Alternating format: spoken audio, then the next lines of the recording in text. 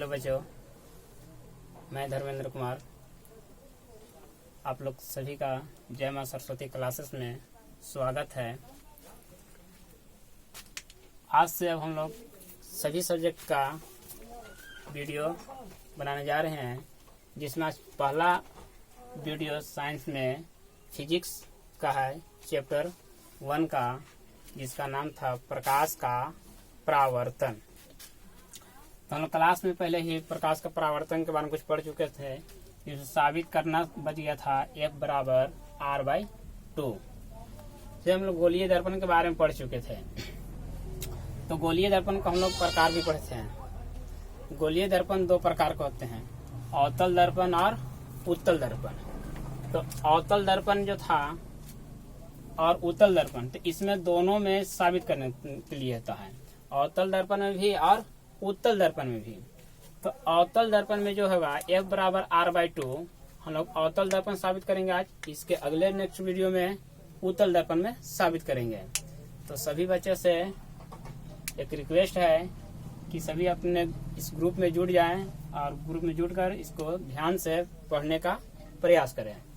तो इस क्वेश्चन के पूछने का अलग अलग ढंग होता है। कह देता है सीधा सीधी कि सिद्ध करे कि F बराबर R/2। यदि F बराबर R/2 कह देगा, या तो फिर लिख देगा गोलीय दर्पण में सिद्ध करे कि F बराबर R/2। तो गोलीय दर्पण से जहां तक बात आता है बच्चों, तो गोलीय दर्पण 2 तरह के दूंगा, 2 भाग बढ़ जाता है, अवतल और उत्तल। तो वहां पर दोनों कंडीशन में सिद्ध करना होगा। लेकिन यदि कह देगा कि सिद्ध करे कि F बराबर R/2 अवतल दर्पण में या फिर उत्तल दर्पण में, तो सिर्फ अवतल या उत्तल की बात ही करना होगा। या तो फिर कह देगा, जो हम लिखे यहाँ है, अवतल दर्पण में फोकस दूरी और वक्रता त्रिज्या में संबंध स्थापित करें। यह भी कह देगा। या तो फिर कह देगा उत्तल दर्पण में फोकस दूरी और वक्रता त्रिज्या में संबंध स्थापित करें। जिस तरह से जिस दर्पण में कहेगा उस दर्पण को हम लोग करेंगे। लेकिन यहाँ पर ये हम लिखे हैं, केवल चलेंगे इस वीडियो में, अवतल दर्पण में फोकस दूरी और वक्रता त्रिज्या में संबंध स्थापित करना। F बराबर R/2, जहाँ F जो होते हैं फोकस दूरी, R जो होते हैं वक्रता त्रिज्या। यानी कहने का मतलब है कि इसको साबित हमको करना है कि अवतल दर्पण में फोकस दूरी जो होते हैं वक्रता त्रिज्या के आधी होती है। तो चलते हैं, स्टार्ट करते हैं। सबसे पहले हम लोग अवतल दर्पण बनाएंगे। बच्चे, अवतल दर्पण के लिए परिभाषा बताए थे कि अवतल दर्पण क्या है। तो अवतल दर्पण की परिभाषा में पढ़ चुके हैं, वैसा दर्पण जिसका परावर्तक सतह धंसा हुआ होता है। यानी कहने का मतलब हम परावर्तक सतह धंसा हुआ होगा तो बाहर से उभरा हुआ भाग को हमको क्लई कर देना होगा। यानी इस भाग को हम लोग यदि क्लई कर देते हैं तो हमारा जो दर्पण प्राप्त होगा से अवतल दर्पण प्राप्त होगा। तो इसको हम लोग क्लई कर देते हैं बाहर से, तो ये जो प्राप्त होगा से क्या होगा, अवतल दर्पण प्राप्त होगा। फिगर बनाने के लिए बच्चों थोड़ा ध्यान दीजिएगा। इसमें एक प्रधान अक्ष होता है जिसको हम लोग मुख्य अक्ष के नाम से भी जानते हैं। ये दर्पण के जिस बिंदु काटते हैं उसको ध्रुव कहते हैं, जिसको सूचित पीस कहते हैं। इसके बाद एक F होता है जिसको हम लोग फोकस बिंदु कहते हैं, और फोकस बिंदु से दूरी पर एक बिंदु C होता है जिसे हम लोग वक्रता केंद्र कहते हैं। इसकी परिभाषा क्लास में हम लोग पढ़ चुके हैं पहले। इसके बनान सिद्ध करने के लिए हम लोग क्या करेंगे, यहाँ से एक समांतर किरण जाएगा प्रधान अक्ष के समांतर, और F बिंदु से दर्पण से टकराकर F बिंदु से होते हुए लौटेगा, और एक अभिलंब C बिंदु से डालते हैं। मान लेते हैं M और M' एक क्या है, अवतल दर्पण है। ये भी कोई किरण है जो दर्पण के बी बिंदु से टकराकर एफ बिंदु से होते हुए निकल रहा है, और सी भी क्या है, एक अभिलंब है। तो हम लोग देख रहे हैं, थोड़ा सा परावर्तन के नियम पढ़े थे। परावर्तन के दो नियम बताए थे। परावर्तन के दो नियम क्या बताए थे कि यदि कोई समतल दर्पण है इसमें और एक किरण आ रहा है तो आने वाले किरण को आपतित किरण और जो लौटता है किरण उसको परावर्तित किरण कहते हैं। और इन दोनों के बीच में एक लंब डाले थे जिसे हम अभिलंब कहते हैं।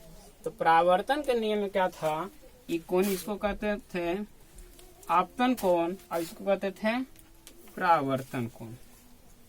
यानी परावर्तन के नियम में था आई होता है और क्या होता है, आर होता है, और ये दोनों कोण आपस में बराबर होते हैं। परावर्तन के दो नियम कहता था कि आपतित किरण, परावर्तित किरण तथा आपतन बिंदु पर डाले गए अभिलंब तीनों एक ही सतह पर या एक ही समतल में होते हैं। दूसरा नियम कहलाता था आपतित कोण नहीं, आपतन कोण और परावर्तन कोण सदैव आपस में बराबर होते हैं। तो इसी के नियम से हम लोग इसको यदि यहाँ से किरण आया और यहाँ से लौट गया तो आपतित किरण हो गया, और ये क्या हो गया, परावर्तित किरण हो गया।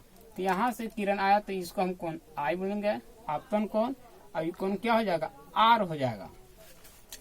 तब बच्चों थोड़ा समझने का प्रयास करना है। यहाँ से हम देख रहे हैं ए बी और सी, ए बी या सी, यहाँ से देख रहे हैं एक जो होगा ए बी जो होगा सी पी के क्या होगा, समांतर होगा, ए बी और सी पी समांतर होगा।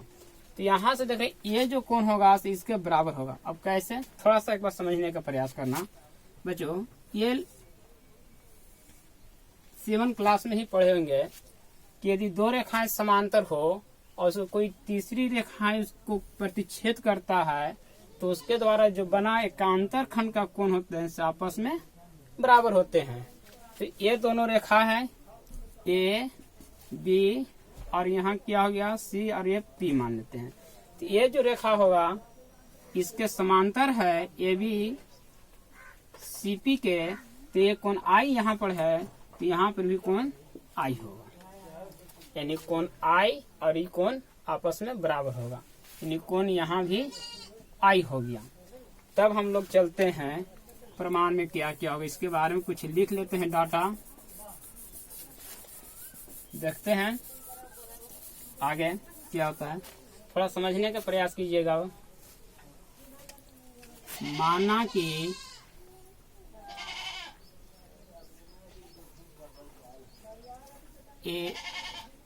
कि एम डैश एक अवतल दर्पण है जिसका ध्रुव P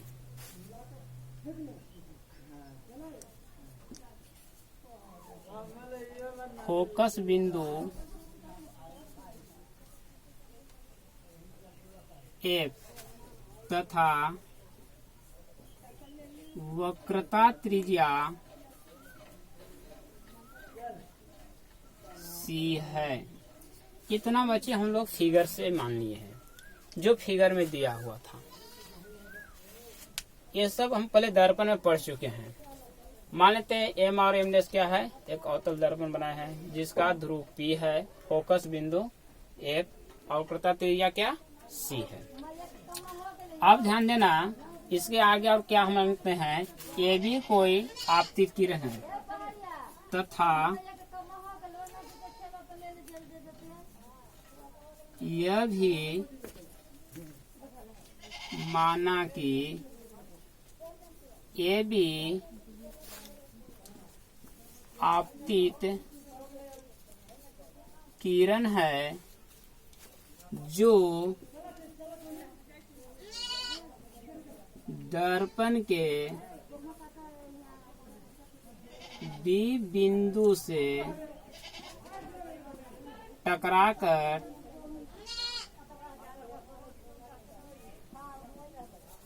टकराकर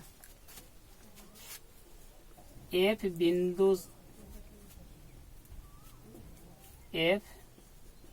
बिंदु से होते हुए निकल जाता है। ये भी कोई मान लिया कि क्या है, आपतित किरण है जो क्या है बी दर्पण के बी बिंदु पर टकराता है और F बिंदु से होते हुए निकल जाता है। और क्या है, और CB एक अभिलंब है। ये चीज हम लोग इतना फिगर के अनुसार हम लोग काम किए हैं। अब इसके आगे हम लोग देखते हैं तो हम लोग के क्या सिद्ध करना है, सिद्ध करना है F बराबर R/2, सिद्ध करना है F बराबर R/2। तो हम लोग चलते हैं प्रमाण में, प्रमाण हम लोग चलते हैं प्रमाण में, लिखते हैं कोण ABC बराबर कोण FBC।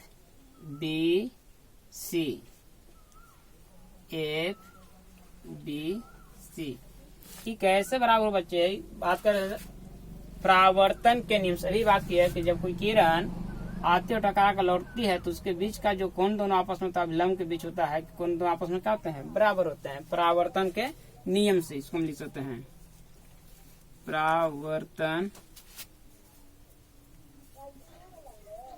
के नियम से। और देखते हैं कौन, अब देखते हैं, अब आगे देखते हैं, इसको समीकरण नंबर फर्स्ट मान लेते हैं। अब आगे देखते हैं कोण ABC बराबर कोण क्या होगा, ABC जो होगा कोण BCF के बराबर होगा। कोण BCF कैसे होगा, एकांतर खंड से, एकांतर खंड से। थोड़ा सा एकांतर खंड फिर से समझने का प्रयास के बच्चों, क्या था, ABCP के प्रधान अक्ष के समांतर किरण है, ये भी है, ये प्रधान अक्ष हो गया।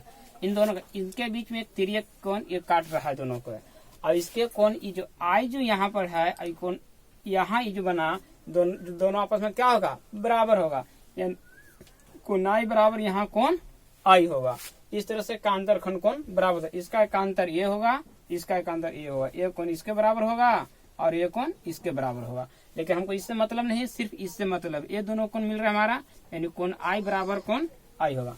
इसको समीकरण नंबर हम लोग सेकेंड मान लेते हैं। थोड़ा सा बच्चों आगे देखते हैं क्या हो जाएगा हम लोग का। तो इसमें हम लोग चलते हैं समीकरण 1 और 2 में, थोड़ा सा देख ले रहे हैं। समीकरण 1 और 2 में देख रहे हैं कि RHS LHS आपस में क्या है, बराबर है। तो RHS भी क्या होगा, आपस में बराबर होगा। यानी हम यहाँ से लिख सकते हैं, चूंकि LHS बराबर, लिखते हैं समीकरण 1 और 2 से, LHS बराबर RHS, यानी LHS आपस में बराबर है तो सही बात है, LHS भी आपस में बराबर होगा। यानी कोण, इसलिए कोण FBC बराबर कोण BCF होगा। यह कोण आपस में बराबर होगा। तो ये जो कोण प्राप्त हुआ, सब देखिए कहाँ प्राप्त हुआ, फिगर थोड़ा सा आ जाते हैं, देखते हैं। FBC, यहाँ FBC, यह कोण इसमें प्राप्त हुआ, ये R कोण, और कोण BCF कोण ये प्राप्त हुआ। यानी कोण R जो होगा कोण I के बराबर हुआ। तब क्या होगा, दो कोण बराबर हो गया तो यह CBF क्या होगा, एक समद्विबाहु त्रिभुज होगा। कारण कि हम जानते हैं किसी त्रिभुज के दो कोण आपस में बराबर होते हैं तो उसके संगत भुजा भी आपस में क्या होते हैं, बराबर होते हैं। संगत भुजा जब बराबर होते हैं, संगत यानी सम्मुख भुजा बराबर होते हैं, तो जब सम्मुख भुजा बराबर होते हैं तो ये दोनों पूरा त्रिभुज क्या होगा, समद्विबाहु त्रिभुज होगा। तो इसलिए लिखते हैं क्योंकि हम जानते हैं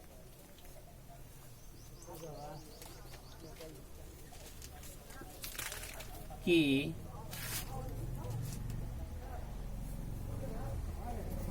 किसी त्रिभुज में दो कोण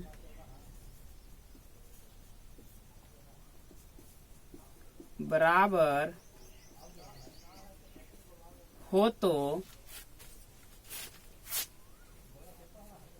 उस त्रिभुज के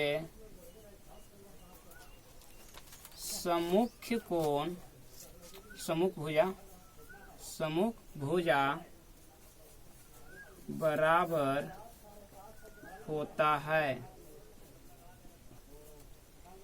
यदि किसी त्रिभुज के दो कोण बराबर होगा तब क्या होगा, उसका सम्मुख भुजा भी होगा, यानी सामने वाला भुजा कोण के आपस में बराबर होगा।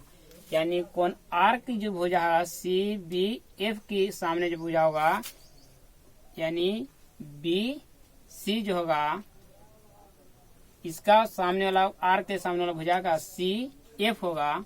सी एफ बराबर जो होगा इस कोण के सामने वाला भुजा ये होगा, यानी एफ बी होगा। ये दोनों आपस में बराबर होगा। तो हम जब देख लेते हैं त्रिभुज सी बी एफ कैसा त्रिभुज प्राप्त हुआ, तो हम कह सकते हैं इसलिए त्रिभुज सी बी एफ एक समद्विबाहु CBF एक समद्विबाहु त्रिभुज प्राप्त हुआ। यानी इस कंडीशन में हम लोग यहाँ तक क्या प्राप्त किए हैं कि ये जो CBF जो फिगर में त्रिभुज था उसको हम लोग समद्विबाहु अभी तक सिद्ध कर चुके हैं। और जब समद्विबाहु सिद्ध कर लिए तो इसके आगे देखते हैं क्या होगा से।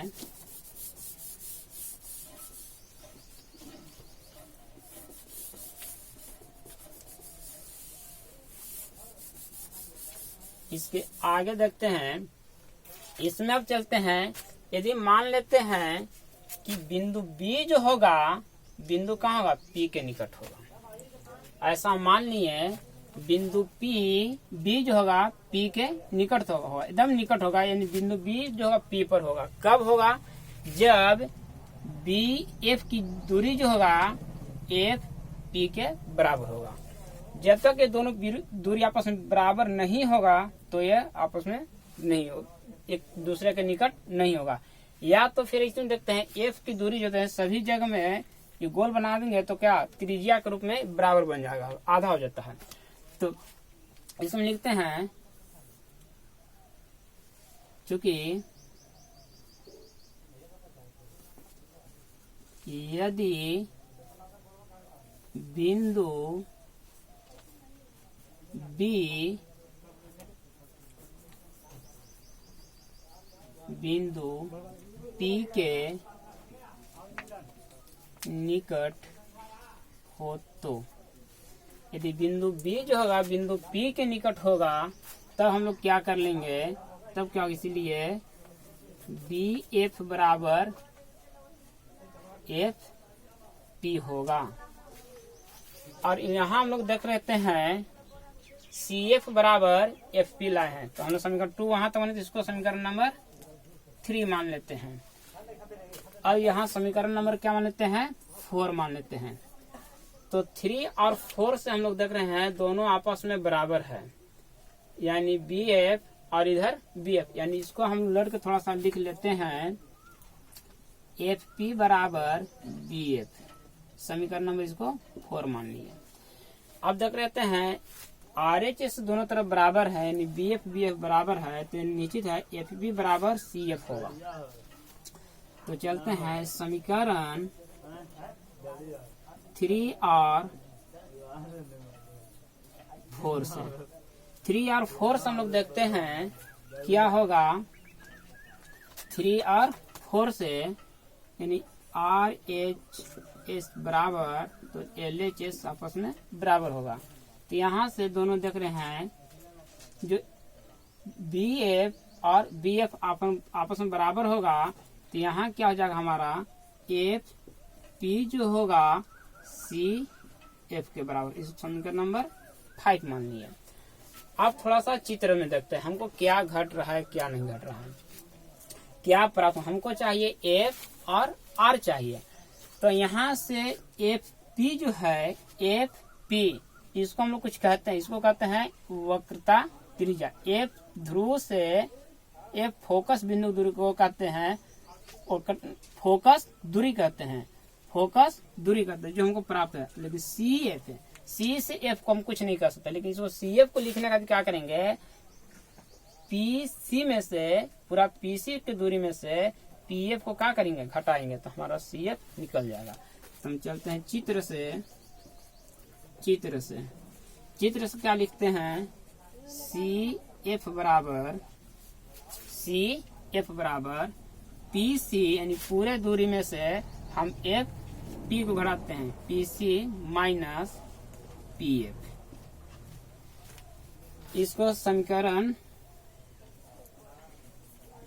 5 में मान देने पर मान देते हैं, तो यानी PF बराबर क्या हो जाएगा, यहाँ से PC माइनस PF।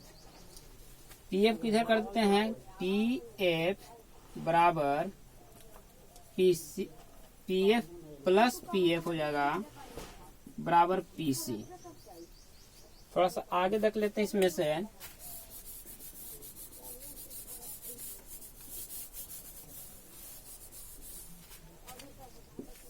आगे क्या होगा इसको देखते हैं, PF और PF जुट कर क्या हो जाएगा 2PF बराबर PC।